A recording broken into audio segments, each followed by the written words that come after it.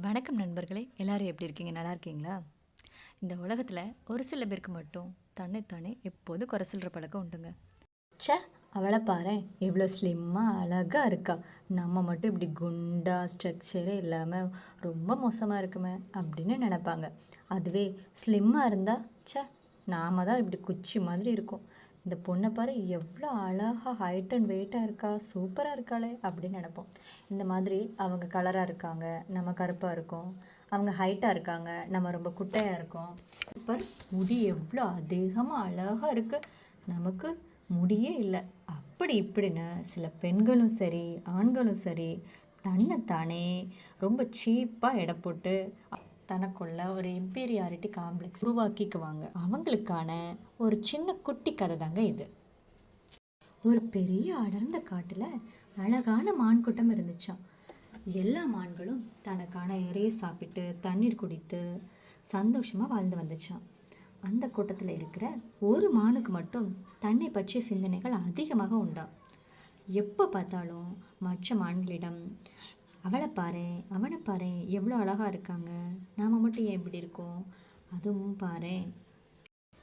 அந்த மான் மற்ற மான்களிடம் எப்போதும் பேசும்போதும், என்னோட கொம்புகளை பற்றியா எவ்வளோ அழகாக கிளை கிளையாக வளர்ந்துருக்கு, உன்னை விடவும் மற்றவங்களை விடவும் என்னோட கொம்பு தான் ரொம்ப நல்லா இருக்குது. அவனோட காலைப்பாரு எவ்வளோ நீளமாக கொஞ்சம் சதைப்பிடிப்பா எவ்வளோ அழகாக இருக்குது, இவனோட காலைப்பாரு இதுவும் கரெக்டாக இருக்குது, என்னோட கால் மட்டும்தான் ரொம்ப கொச்சியாக எனக்கு சுத்தமாக பிடிக்கவே இல்லை, எப்படியோ இருக்குப்போ அப்படி சொல்லி புலம்பிகிட்டே இருக்குமா. அதுபோல் அன்னைக்கு ஒரு நாள் மான் கூட்டத்தோடு சேர்ந்து இது மாதிரி பேசிகிட்டு இருந்துச்சான். அப்போ பேசிகிட்டு இருக்க டைம் பார்த்து திடீர்னு ஒரு சிங்கம் வேகமாக தாக்க வந்துருச்சு இந்த மான் கூட்டத்தை. எல்லா மான்களும் கலைஞ்சு ஓடிருச்சு. குறையவே சொல்லிகிட்டு இருக்க நம்ம ஹீரோ மான் மட்டும் ஓடாமல் நின்றுட்டுருக்கு. என்னாச்சுன்னு பார்த்தா அதோட கொம்புகள் மரக்கிளை கொடிகளில் நல்லா சிக்கிருச்சு. அதால் ஓட முடியலை. இது அறிந்த அந்த சிங்கம் திரும்பி இந்த மானை தாக்க வரும்போது நண்பன் மான் என்ன பண்ணிருச்சு, கலையை அவிழ்த்து விட்டுருச்சு. உடனே கலையை அவிழ்த்து விட்டதும் வேகமாக ஓடி தப்பிச்சிருச்சு நம்ம மான். சிங்கமும் ரொம்ப நேரத்துக்கு பிறகு திசை மாதிரி போயிடுச்சு.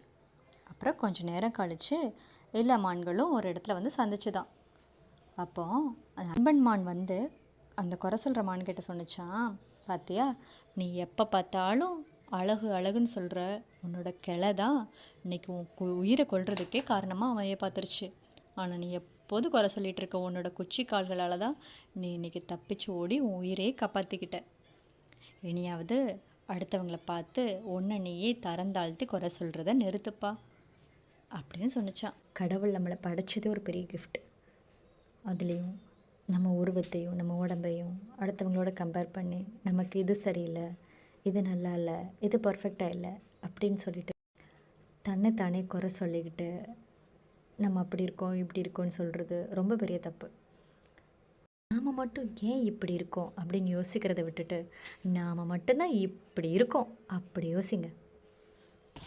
எனிவே, இந்த கதை உங்களுக்கு பிடிச்சிருந்தா தித்திக்கும் ராகங்கள் சேனலை மறக்காமல் சப்ஸ்கிரைப் பண்ணுங்கள். தேங்க்யூ, பாய்.